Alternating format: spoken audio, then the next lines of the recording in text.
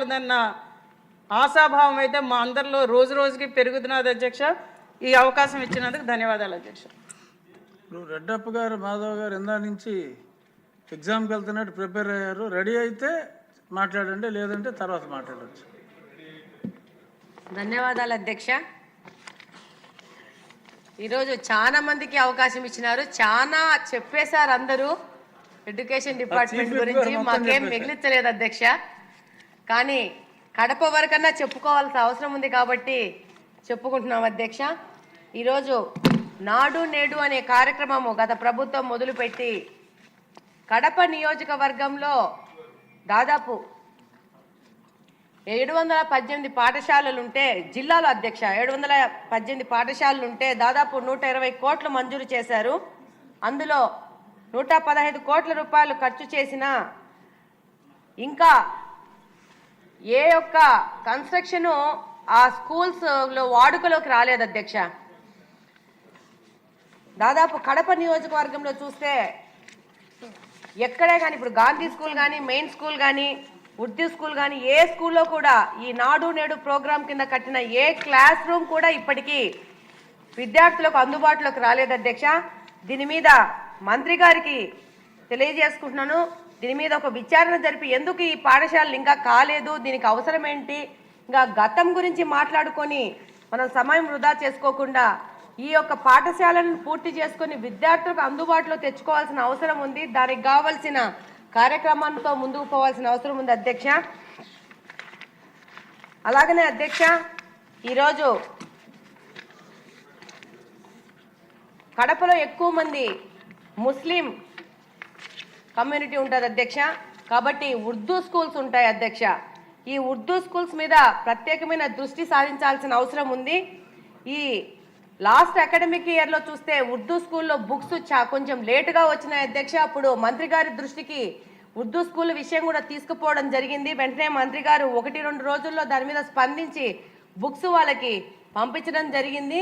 But ఈసారి అధ్యక్ష మంత్రి గారి దృష్టికి తీసుకెళ్తున్నాను. అకాడమిక్ ఇయర్ స్టార్ట్ కాకముందే ఒక మామూలుగా అయితే ప్రైవేట్ స్కూల్స్లో ఇప్పుడు హైదరాబాద్లో మనం చూస్తే ఇప్పుడు జూన్ 15th స్కూల్ ఓపెన్ అయితే అంతకు 10 రోజుల ముందే స్టూడెంట్స్కి ఒక డేట్ ఇచ్చేసి అప్పుడు పేరెంట్స్ కానీ మేము కానీ పిల్లల్ని తీసుకొని వెళ్ళి బుక్స్ అన్ని కలెక్ట్ చేసుకొని వచ్చి యూనిఫామ్స్ కలెక్ట్ చేసుకొని వచ్చేసి అకాడమిక్ ఇయర్ స్టార్ట్ అయ్యేసరికి రెడీగా ఉంటాం. దానికి కవర్స్ చేసుకోవడం కానీ, లేబులింగ్ చేసుకోవడం కానీ. ఇప్పుడు ప్రభుత్వ పాఠశాలలు కూడా ప్రైవేట్ స్కూల్స్తో కాంపిటీట్ చేస్తూ మనం ముందుకు పోవాలనుకుంటున్నాము. ఒక ప్రత్యేకమైన ప్రభుత్వ పాఠశాలల్ని ప్రత్యేక స్థాయి తీసుకుపోయి ఒక మోడల్గా ఆంధ్రప్రదేశ్ని ముందుకు తీసుకుపోవాలనుకుంటున్నాం. కాబట్టి మనము కూడా ఈ అకాడమిక్ ఇయర్లో ఈ పుస్తకాలను ఇవ్వడం అనేది ఒక 10-15 రోజుల ముందే కొంచెము షెడ్యూల్ చేసుకుంటే బాగుంటుందని చెప్పి మీ ద్వారా మంత్రి గారికి తెలియజేసుకుంటున్నాను అధ్యక్ష. అలాగనే జూనియర్ కాలేజ్లో లాస్ట్ ఇయర్ మెటీరియల్ ఇచ్చారు అధ్యక్ష. ఉర్దూ స్కూల్స్లో పిల్లలు వచ్చి మా నోటీస్కి తీసుకొని వచ్చాక మెటీరియల్ వెళ్ళింది. ఈసారి అలాంటి సమస్య లేకుండా ముందే పిల్లవాళ్ళకి టెక్స్ట్ బుక్స్ వెళ్తే బాగుంటుంది. ఇంకొక విషయం ఏంటంటే అధ్యక్ష, ముస్లిం వాళ్ళు ఉర్దూ స్కూల్లో చదువుతున్నారంటే కొంచెము పేదరికానికి తక్కువ ఉన్న వాళ్ళే ఉంటారు. వాళ్ళకి ఈ పుస్తకాలు కొన్ని చదివేంత స్తోమత ఉండదు. ఇది పాయింట్ నోట్ చేసుకోవాలి అధ్యక్ష. అందుకని మంత్రి గారికి మీ ద్వారా తీసుకెళ్తున్నాను.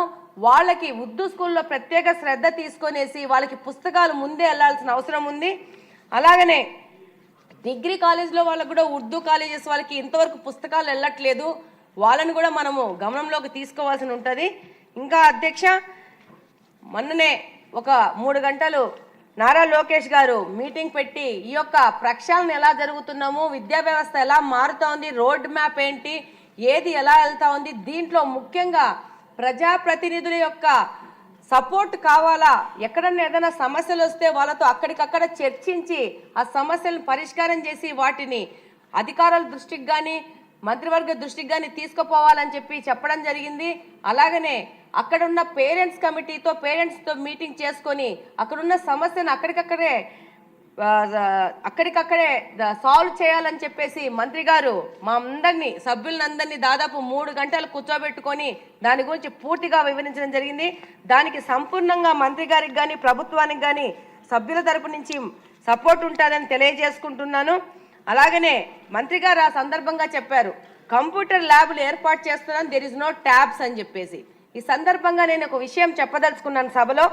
మేము ప్రజల దగ్గరికి వెళ్తుంటే దాదాపు 2-3 మహిళలు వచ్చి ఈ ట్యాబ్లు ఎందుకు ఇచ్చారు, పోయిన ప్రభుత్వం గురించి వాళ్ళు క్రిటిసైజ్ చేస్తూ చెప్పారు, ఈ ట్యాబ్లు ఇచ్చారు, ఈ ట్యాబుల వల్ల మా పిల్లలు ఏది పడితే అది చూసుకుంటున్నారు, సగం చోట్ల ట్యాబులు పనిచేయట్లేదు, వాటి క్వాలిటీ సరిగ్గా ఉండకపోవడమో, గత ప్రభుత్వం అవినీతి కార్యక్రమాల వల్ల జరిగిన సప్లైలో వచ్చిన ట్యాబ్లో మనకు తెలియదు, కానీ దానివల్ల అదొక సమస్య. ఇంకో సమస్య, ఏది పడితే అది దాంట్లో వాళ్ళు చూడడం జరుగుతోంది, దానివల్ల వాళ్ళ యొక్క చిన్న వయసులో వాళ్ళ మీద చెడు ప్రభావం ఎక్కువ ఉంటుంది. కాబట్టి అది మేము మంత్రి గారికి చెప్పకముందే మంత్రి గారే కంప్యూటర్ ల్యాబ్స్ ఏర్పాటు చేయడం గురించి ముందుకొచ్చారు.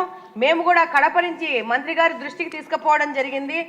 ఉర్దూ స్కూల్లో కంప్యూటర్ ల్యాబ్ కావాలని చెప్పేసి వారి దగ్గర నుంచి గ్రీవియన్స్ వస్తే ఆల్రెడీ 4 మంత్స్ ముందు మంత్రి గారి దృష్టికి తీసుకుపోవడం జరిగింది.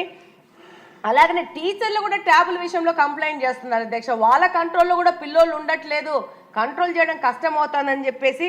అలాగనే అధ్యక్ష, స్పోర్ట్స్ మీద ప్రత్యేక దృష్టి సారించాల్సిన అవసరం ఉంది. ఇప్పుడు లాస్ట్ టైం పవన్ కళ్యాణ్ గారు కడపలో మెయిన్ స్కూల్కి వచ్చారు.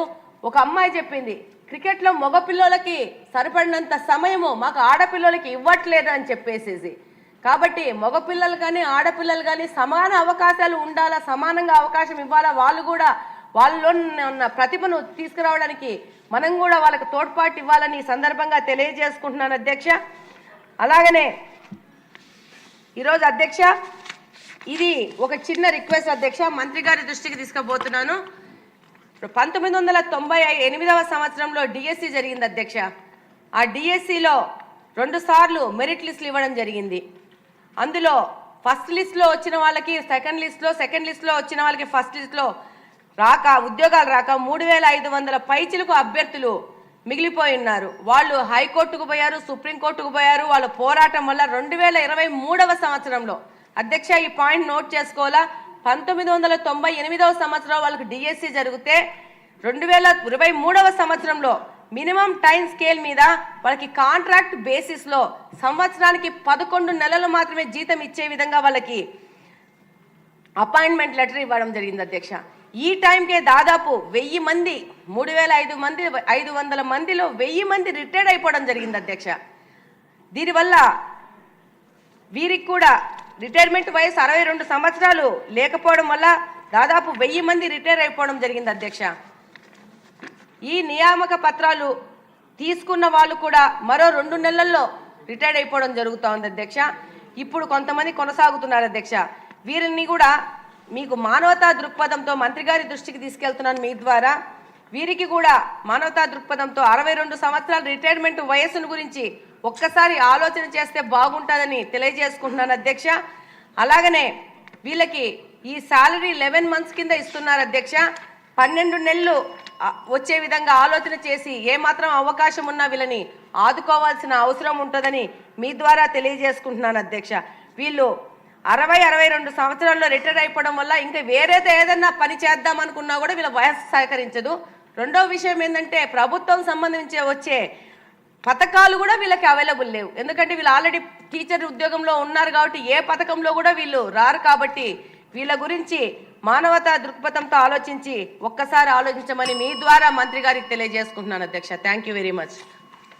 ఇప్పుడు ఇంకా మరి సంఖ్య ఒక్కొక్కరు స్లిప్ ఇస్తున్నారు కానీ సమయం చాలా తక్కువ ఉంది.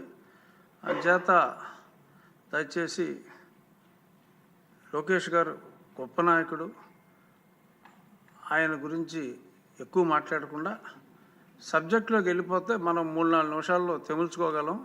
సో దయచేసి నిర్దాక్షిణ్యంగా ఎవరైనా 4వ నిమిషం దాటితే బెల్ నొక్కేస్తానని చెప్పి ముందే తెలియజేస్తూ టైం కట్ పిలుస్తానండి. ఇంకా ఆగండి. పివి పార్థసారథి గారు, మీరు కొంచెం 4 నిమిషాలు సార్ అందుకని